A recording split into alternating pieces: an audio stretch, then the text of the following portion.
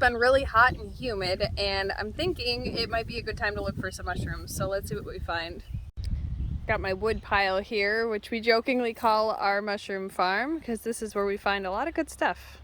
We have a bunch of mulberry trees in our yard, and some of them are out by this wood pile. These are a white mulberry. You can tell by the fact that they're white before they ripen. Dog. Dog.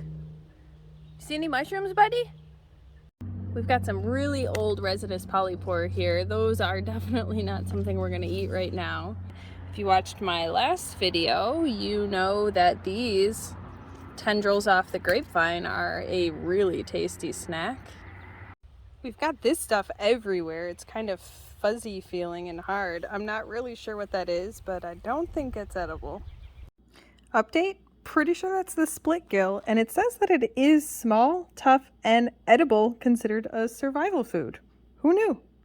So this is where I found oysters before. I showed you me cutting those off. It looks like there are some oysters that have come up, but these are pretty old and dry. Doesn't look like they really grew all the way either, so we're just gonna leave those where they're at. Hopefully they'll spread some spores and make some new oysters in other places. Seems like everything I'm finding is pretty old over here, so I'm gonna hike on over to the woods and see if we can find any pheasant back or oysters in there. We did have a tornado come through last week, and we've got a bunch of downed trees, so I'm just gonna be really careful while I'm in there. I'm normally not so concerned about looking up while I'm foraging, but it's gonna be a little different today. It's a little windy. Hopefully things like this don't come down on me. Ooh, remember the last time I crossed this bridge? This was not here. Another casualty of our tornado, so my path is pretty well blocked. It's gonna be a little treacherous getting in here. Oh my God. I think I'm gonna have to make a new path through here. Wish me luck. This is all nettle. I'm gonna have to rinse off in the creek after this. This is fine. Everything's fine. Hoping if I just catch it all with the bottoms of my feet, it's not going to be so bad. There's some burdock. That doesn't hurt like all the raspberries and the nettle in here. Update. Using the bottom of my feet just resulted in the bottoms of my feet itching. Alright, we're back on our path here.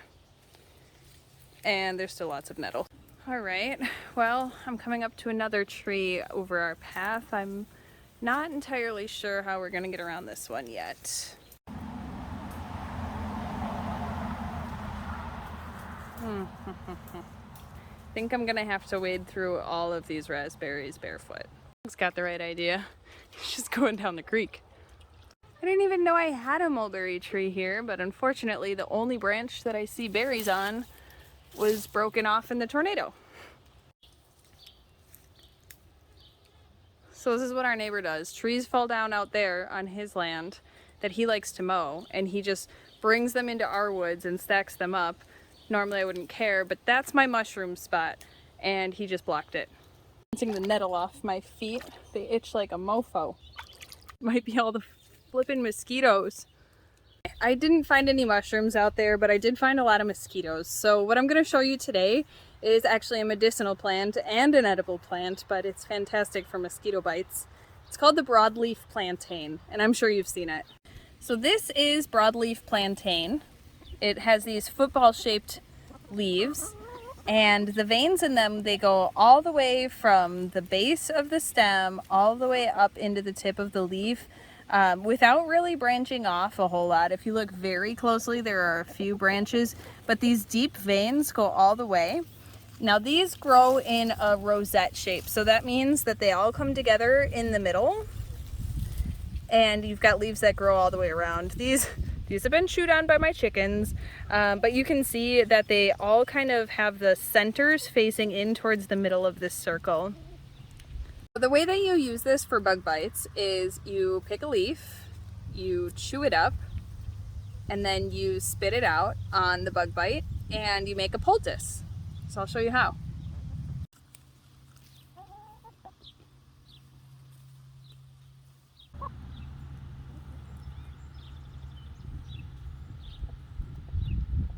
And the best part of it is the plant tastes good too, so it's not like you have to worry about getting it all out of your mouth.